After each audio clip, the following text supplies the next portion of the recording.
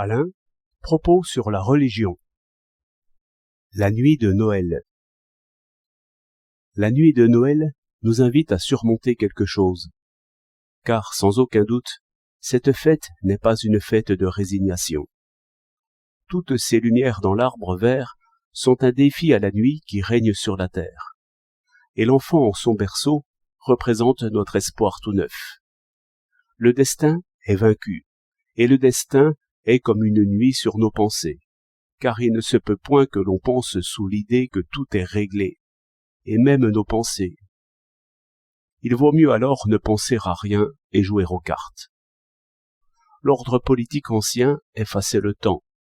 L'enfant imitait les gestes du père. Prêtre ou potier, il était d'avance ce qu'il serait. Il le savait, et il ne savait rien d'autre. L'hérédité fut dans la loi politique avant d'entrer dans nos pensées. Mais savoir pour recommencer, ce n'est point du tout savoir. La pensée est réformatrice, ou bien elle s'éteint, comme on voit par l'action machinale qui se fait sans lumière, et que la lumière trouble. Tout ce qui arrivait, dans ce sommeil de l'espèce, était déjà connu et su et rebattu. Guerre, famine ou peste. Tout cela était attendu. L'enfant naissait vieux. Quand l'Orient nous enseigne que le salut éteint la pensée, il n'enseigne que ce qui fut. Les apparences sont fortes, car l'enfant imite. Le vêtement de la caste et les outils règlent encore ses mouvements de plus près, et ses pensées en même temps que ses mouvements. L'opinion et l'institution ensemble le persuadent. Selon la politesse, toute pensée est scandaleuse. C'est le vieillard qui sait. Espères-tu faire mieux? Cette loi n'est plus écrite, mais elle est puissante encore.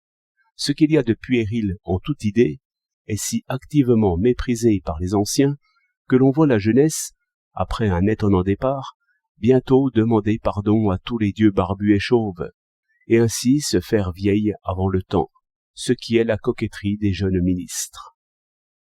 La grande nuit de Noël nous invite au contraire à adorer l'enfance. L'enfance en elle et l'enfance en nous, niant toute souillure et toute empreinte et tout destin en ce corps neuf, ce qui est le faire Dieu par-dessus les dieux. Que cela ne soit pas facile à croire, je le veux. Si l'enfant croit seulement le contraire, il donnera les preuves du contraire. Il se marquera de l'hérédité comme d'un tatouage. C'est pourquoi il faut résolument essayer l'autre idée, ce qui est l'adorer. Ayez la foi, et les preuves viendront. Il était prouvé qu'on ne pouvait se passer d'esclaves, mais c'était l'esclavage lui-même qui faisait preuve. Et la guerre aussi est la seule preuve contre la paix. L'inégalité et l'injustice font preuve d'elles-mêmes par le fait, et se justifient par le fait. De ce que la force règne, il résulte qu'il faut se défendre. Et la force règne. Mais c'est un cercle d'institutions et de costumes, de quoi il n'y a point pensée à proprement parler. Penser, c'est refuser.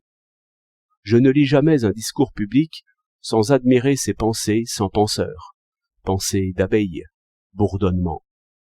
Nous recommencerons donc toujours, disait Socrate, ce vieillard enfant. Cependant, les vieillards pensaient selon leur bonnet, et les jeunes se donnaient l'air vieux afin de mériter le bonnet.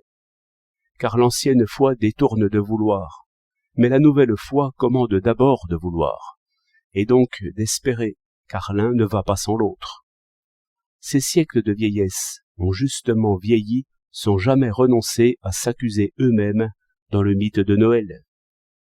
Le beau parle mieux que le vrai, et le trésor des mages se dépense à condamner les mages, ce qui marque la fin du monde antique. L'enfant n'a rien, l'enfant suffit.